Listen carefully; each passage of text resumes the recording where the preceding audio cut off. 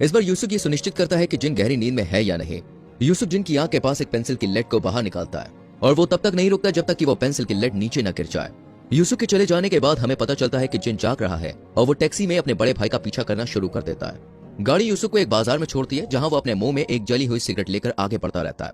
जिन यूसुफ को दो आदमियों से बात करते हुए देखता है, जिन्हें देखकर वो समझ जाता है कि ये तो वही डिटेक्टिव्स हैं जो पहले उसके घर में पूछताछ करने आए थे। जिन जल्द ही पकड़ा जाता है और यूसुफ उसे पीछे से आकर बेहोश कर देता है। अगले दिन जिन अपनी स्टडी टेबल पर ही उठता है, तभी यूसुफ को बिस्तर पर देखकर जिन घबरा जाता है। वो जल्दी से अपने आप को बाथरूम में बंद कर लेता है। तब यूसुफ जिन से पूछता है, तुमने खुद को बाथरूम में बंद क्यों कर लिया? तो जिन उसे कल रात के बारे में सब कुछ बताता है, जिस पर यूसुफ उससे कहता है कि तुमने फिर से कोई सपना देख लिया है। हालांकि जिन जोर देकर कहता है, मैं अपने होशो आवाज में हूँ और मैं जानता हूँ कि मैं क्या कर रहा हूँ। जब यूसुफ उसे जवाब देना बंद कर देता है तो जिन चुपचाप एक एल्यूमिनियम पाइप लेकर बाथरूम से बाहर निकलता है। हालांकि जल्द ही यूसुफ उस पर हावी हो जाता है और उसे शांत करने की कोशिश करता है। यूसुफ उससे कहता है कि पेंसिल से लेकर टैक्सी तक जो कुछ भी तुम कह रहे हो वैसा कुछ भी नहीं हुआ है। फिर यूसुफ जिन से पूछता है कि कल तुमने अपनी दवाई ली थी, जिसे सुनकर जिन शांत हो जाता है क्योंकि उसे याद आता है कि कल उसने अपनी दवाई नहीं ली थी। फिर जिन अपनी दवाई लेता है और यूसुफ दोबारा बाहर चला जाता है। यूसुफ के बाहर जाने के बाद जिन पढ़ाई करने के लिए अपनी स्टडी टेबल पर जाता है, तभी उसे वहां पर एक टूटी हुई पेंसिल लेड दिखाई देती है। अब जिन को यकीन हो जाता है कि यूसुफ उससे झूठ बोल रहा था। जिन फिर से सबके बारे में अपनी माँ को बताता है, जिस पर उसकी माँ उससे कहती है, मैं इसके बारे में तुम्हारे पापा से जरूर बात करूंगी। लेकिन जिन कहता है, हमें और सबूत इकट्ठे करने चाहिए। हालांकि बाद में उस रात जिन चुपके से अपनी माँ को यूसुफ से उसके बारे में बात करते हुए सुन लेता है। अब जिन को पता चल जाता है कि ये उसका असली परिवार नहीं है और ये लोग उसका परिवार होने का सिर्फ ढोंग कर रहे हैं। तभी जिन की माँ को बाहर जिन के मौजूद होने का एहसास होता है।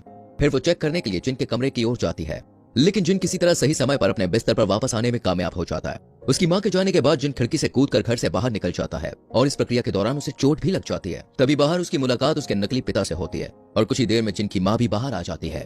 जब जिन के पिता उसे रोकने की कोशिश करते हैं तो जिन उन्हें धक्का देकर भाग जाता है। जिन की माँ जल्दी से एक गुंडे को उसके पीछे भेजती है, लेकिन जिन किसी न किसी तरह से पुलिस स्टेशन पहुंच ही जाता है और उस गुंडे से पीछा छुड़ाने में वो कामयाब हो जाता है। फिर जिन पुलिस को पूरा माजरा बताता है और वो पुलिस डेटाबेस में उसका नाम खंगालती है। वो बताते हैं कि जिन का जन्म 1977 में हुआ था और वो 41 साल का है। हालांकि जब जिन जोर देकर कहता है कि वो 41 साल का नहीं 21 साल का है, इस पर एक पुलिस अधिकारी उससे पूछता है कि चलो तुम ये बताओ कि ये कौन सा साल है, जिस पर जिन जवाब देता है कि ये 1997 है। लेकिन अधिकारी ये खुलासा करता है कि ये 1997 नहीं 2017 है।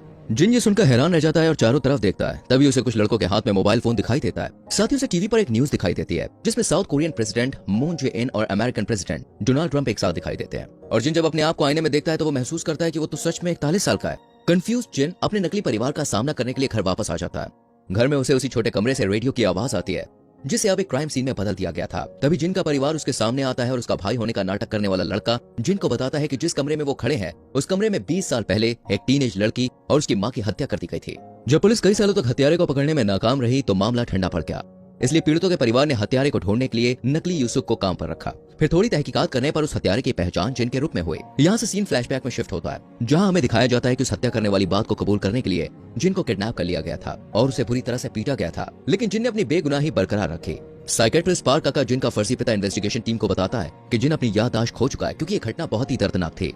इन्वेस्टिगेशन टीम साइकेट्रिस्ट पार्क से कहती है कि क्यों न जिन को हिप्नोटाइज करके वापस 1997 में भेज दिया जाए, क्योंकि उन्हें उम्मीद थी कि अगर जिन उन हत्या की घटनाओं को फिर से देखेगा तो हो सकता है कि उसकी याददाश्त वापस आ जाए और वो उन्हें बता सके कि उस दिन क्या हुआ था। इधर सब कुछ प्लान के मुताबिक ही चल रहा था, लेकिन उस रात जिन ने यूसुफ का अपहरण होते हुए देख लिया था। दरअसल यूसुफ को धोखाधड़ी के केस में गिरफ्तार किया गया था और वो 19 दिनों तक भी इसलिए गायब था क्योंकि उतने समय में वो जेल में था। पर फिर 19 दिन पूरे होने के बाद वो जमानत पर बाहर आ गया। तभी इस बात का खुलासा होता है कि उस छोटे से कमरे से आ रही आवाज किसी और की नहीं बल्कि उन इन्वेस्टिगेटिंग ऑफिसर्स की थी जो वहां पर काम कर रहे थे। अब कहानी वापस प्रेजेंट में आ जाती है। यूसुफ जिनको एक ऐसी जगह ले जा रहा था जहां उसे उन दो मासूम जानों की मौत की कीमत चुकानी पड़ेगी। जिन अपनी बेगुनाही बरकरार रखता है और वैन से बाहर कूद जाता है। यूसुफ उसका पीछा करता है, लेकिन आखिर में उसकी गाड़ी एक पेड़ से जाकर टकरा जाती है। वहीं दूसरी तरफ जिन को भी एक अजनबी ट्रक टक्कर मार देता है, जिसके कारण उसकी 1997 की याददाश्त वापस आ जाती है। यहाँ से सीन शिफ्ट होता है और हमें 1997 में फिल्म का शुरुआती सीन दिखाया जाता है। उस समय जिन अपने असली माता पिता और अपने बड़े भाई यूसुफ के साथ था। तभी अचानक एक कार एक्सीडेंट में दोस्तों उसके माता पिता की मौत हो जाती है और उसका बड़ा भाई यूसुफ बुरी तरह से घायल हो जाता है। यूसुफ की सर्जरी करवाने के लिए जिन को पैसों की सख्त जरूरत थी, लेकिन 1997 क्राइसिस की वजह से यह बहुत ही कठिन समय था। हताश जिन नौकरी की तलाश में ऑनलाइन जाता है जहां एक अनजान व्यक्ति उसे मैसेज करता है कि अगर वो किसी की पत्नी को मार देता है तो वो उसे मुंह मांगी रकम देने का वादा करता है। लेकिन जिन को घर में मौजूद बाकी दो बच्चों को बिल्कुल सुरक्षित छोड़ना होगा। बताए गए घर में पहुंचने के बाद जिन की अंतरात्मा उसे इस काम को अंजाम देने की इजाजत नहीं देती। वो यहाँ से जाने ही वाला था, लेकिन तभी दोनों माँ बेटी जिनको देख लेती है और जोर जोर से चिल्लाने लगती है। जिन घबरा जाता है और हड़बड़ाहट में वो दोनों माँ बेटी को मार देता है। तभी एक छोटा बच्चा बाहर आता है और जिन को देख लेता है, लेकिन जिन उसे वापस अपने कमरे में जाने के लिए कहता है। जैसे ही जिन इस घर से आने लगता है तो उसे पता चलता है कि ये तो उसी डॉक्टर का परिवार है जो उसके भाई यूसुफ का इलाज कर रहा था। अब जिन उस अनजान आदमी से मिलता है जो कि असल में उसके भाई का डॉक्टर था और अब जिन ये जानने की कोशिश करता है कि डॉक्टर अपने ही परिवार को क्यों मरवाना चाहता था। फिर डॉक्टर उसे बताता है कि पैसों की कमी ने उसे बैंक करप्ट कर दिया था और उसने अपने बच्चों को बेघर होने से बचाने के लिए अपनी पत्नी के नाम पर कई सारे इंश्योरेंस पॉलिसी ले रखे थे।